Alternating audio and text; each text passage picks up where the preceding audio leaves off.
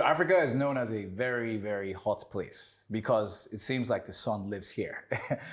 And then people complain about global warming, but hey, it's been warm in this part of the world for quite some time. And with this heat, the resilience grows, but at the same time also, the mental disorders tends to, increase as well. However, with a good bar around in many, many spots around Africa, you realize that the mental illness probably is lower than it really should be. But still, these issues arise. Ladies and gentlemen, welcome to Barroom Therapy. I'm your barman, Shola Thompson.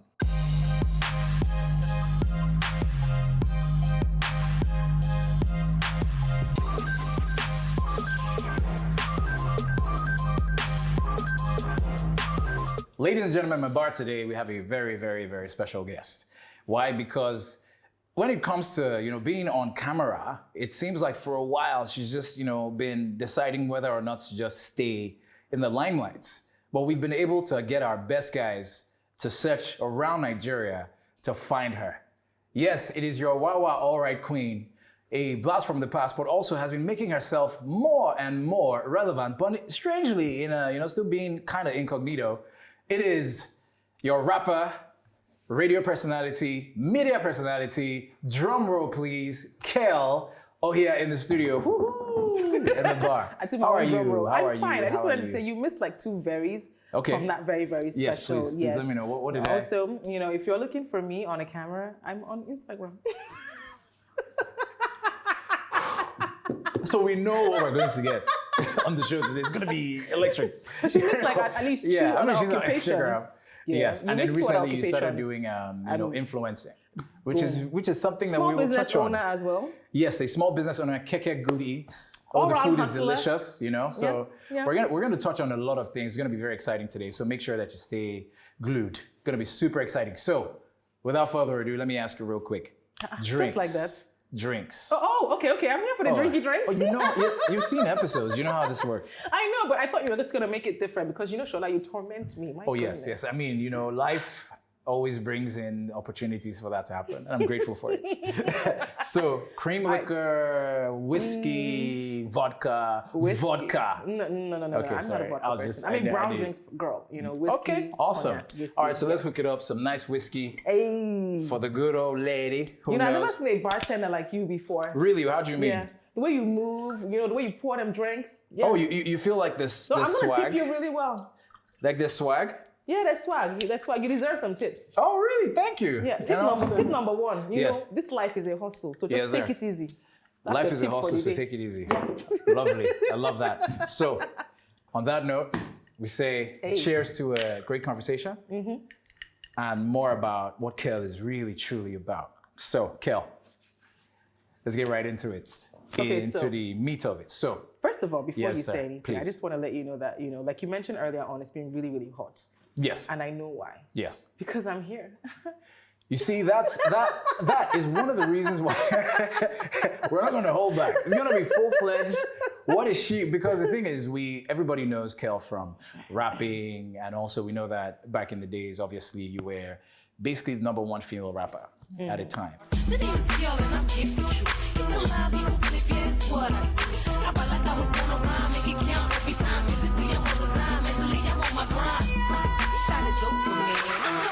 And you also, with the videos and so on, it was Kel at all the shows.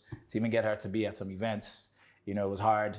And then we had all the controversy regarding that, like, bills and Ubers. And, Clarence Peters. Say what now? So tell me. No, There was drama with Clarence Peters. Okay, there was, all right, because I opted out of my contract before it was done. Okay. And then there was a whole lot of misunderstanding. When people are young, I put it to youthful exuberance. When people are young and you don't handle the situation properly. Right. Like as I got older, I realized, okay, wait, this thing could have actually worked out differently if people were just cool-headed and decided to hold conversations instead of hold grudges. But at the end of the day, I'm happy that my relationship with Clarence Peters now is amazing. And everybody else in his camp, I'm cool with everybody and we're good. So before you guys found yourselves cool, how long did that take? Because obviously it wasn't like, after a year, then all of a sudden it was great. Because there were the issues with beyond you coming out of your contract, there was also the issues with, they said it was money that was owed due to, some certain things happening. Yeah, so that money that was owed part, I didn't really get it. Like, Okay. I'm just going to put it down to youth as well, because I was just there to rap and have a good time. Yeah. The semantics of it all, I was happy when I got some money in my account, like, oh, I did this thing and I got money, yay!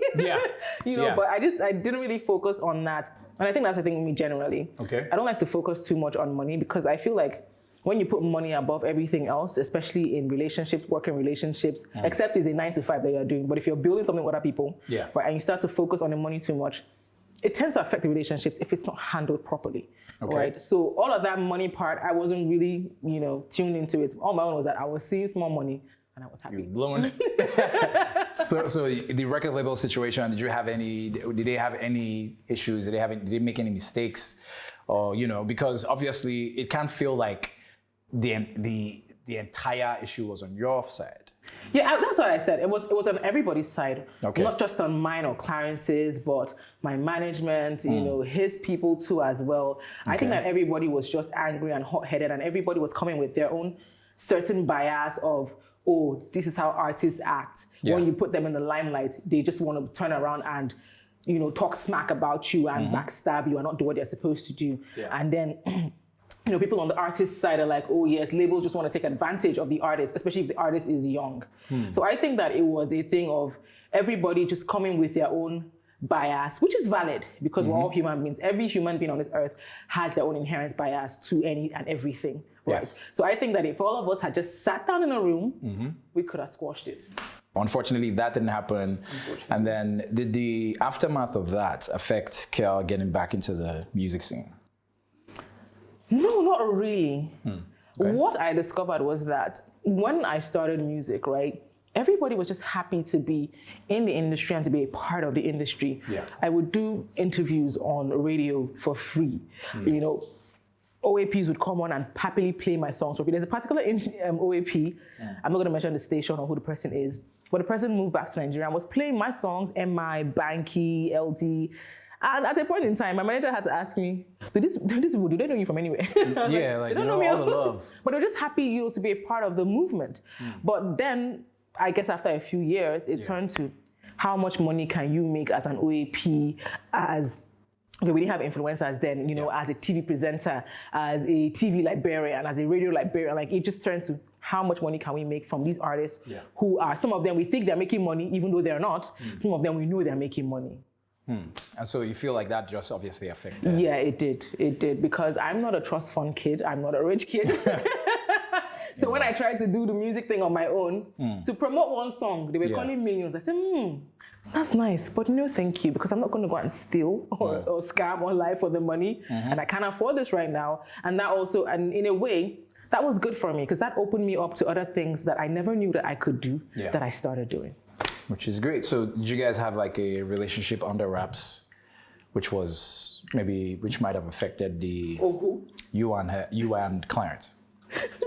No, we did not. So that was a part of if you heard otherwise, maybe we did. But I'm telling you, we did not. Maybe we did or we didn't. So if my guys, the same guys that were able to get you from where you were to come here, after doing a lot of research, if they were to dig, they won't find out that there was some. If you got the proof, bring it. If we've got the proof, bring it. Yeah. I mean, obviously. Conversations, pictures, bring it. I see. So even with Lynx, did you guys have a relationship? Who? With Lynx? It's the most ridiculous name you could have pulled out of thin air. Because I mean, thought you were going to say like said an you had MI, because there were rumors about me and MI. Yes. So I was working my way up there. You know what I mean? From there, because it was supposed to be like a distraction to be like, oh, look this way. And then I'm just like, booyah. Nah. So with MI, obviously, that didn't happen. So if I'm going to tell you like the people who, I had, relationships with, it'll be a cold day in hell. Also, basically you're saying you're never going to reveal. No. Really? I don't kiss and tell. Are you guys still friends? I'm friends with everybody who's friends with me. You're friends? What is beautiful about, that period was being the hottest thing being the lady who, the Was female I? rapper. Oh yeah, because when it came to rapping, female rappers, and I think then it wasn't just about with singers, you know, it was about, okay, you being a rapper who knew what she was doing and was good looking and was hot, and the videos that you got from your record label exec, you know, so obviously you were up there, highly sought after, so there's no way. Yeah, I'm not gonna front. I was just a faux humble. So where would you Was say I? it kind of, Bro, I've never been part of the unsexy community all my life. you've always just been part of the sexy community? Always, all my life, from when I was in secondary Your school. card was never revoked. I'd have boys in, like, I was in SS1, boys in SS3 were just chasing me. Even the hottest boy in school was chasing me. I was like, what's happening here? Okay, all Then when right. I started rapping, I'd meet people, oh, you rap? Ah, you're too fine to be a rapper. I said, what does that mean? Yeah. Oh, you're just fine. I said, Because I you know, know. tomboys, it looks like it's mostly tomboys that rap, yeah. Yeah, exactly. I guess so at that time. But then there were people like Lil Kim and Eve at that time. So I'm like, True. And you then know, it felt those like you people. were- And then there was Sasha. Oh, yeah, Sasha that's was true. fine. Sasha was you doing know, the well, thing she is fine. I mean, you know, she Yeah, is she's fine. still pretty hot. You know, so it's not like it was just tomboys that were rapping. Yes, granted, Wed MC was a tomboy, but that's who she is. And she made a name for herself being who she is and with her music. You know, but yeah, but people, you know, seeing me in that light has never been new to me. So at what point did you realize, oh well, Oh, well, what? let's just give it up? I wouldn't say I gave it up, right? Okay. I would say I gave it up mainstream wise. I gave up trying to overly push something that was taking so much from me and not giving back. I think it was after I put out a set of singles. I've forgotten what year it was, maybe 2012 or something. Okay. There was a song called Mukulu, there was a song called Superwoman, there was a song called Party or something, Okay. produced by Sam Clef, if I'm not wrong. This was independence, you weren't with the record. Yeah, it was independent. But so the harder I got, the more kind of depressed I got. Okay. Until I started to ask myself, okay, because I've always been, what can you do to make money? Again, I didn't come from a rich family. We were not poor, we were comfortable, but we couldn't like afford like so many things like that. And I wanted to have a somewhat good life. So I asked myself, what can you do? What do you like to do? And then cooking came about. I started making food for Unlimited LA for his crew. Like I make packs Really? of jollof rice, salad, and I used to like barbecue my chicken, and the taste was different. So I realized, okay, this could be something. As Osage at that time said, you like this thing, register a business, you know, a business name. When you do that, you're gonna take this thing more seriously, which is what I did. So after a while, I kind of paused on that because I was still doing this from my mother's house. When I eventually moved, I started doing this like properly. And I was like, okay, you know what? This is not bad. I like doing it. And And that's how it is. That's how you went from the rapper who was, you know, very well known to handling a food business, and then basically just thriving and making sure. And in that- between, there was radio too as well. Because like I said, maybe it's the Igbo part of me who is always looking for what can you do to What make was the money? next What can move? you do? What, And so you exactly. didn't feel some type of way. For example, with making food for Limited LA, I doubt you probably showed up in the sets because it'd be like, look at the Kel that was rapping. I showed up once. Okay. But then after that, the taxi that took me at the time. Yeah. After I showed up with him, I trusted him to always just deliver it. I like the fact that it just feels like Kel is like, look, Shola, I'm ready. Whatever you're trying to throw my way, I got you. But you know, we still have 3 parts to go, girl. You know how this goes. I'm here for you. Try me. After this, we'll be back with more for Barroom Therapy with Kel Ohia. Stay with us.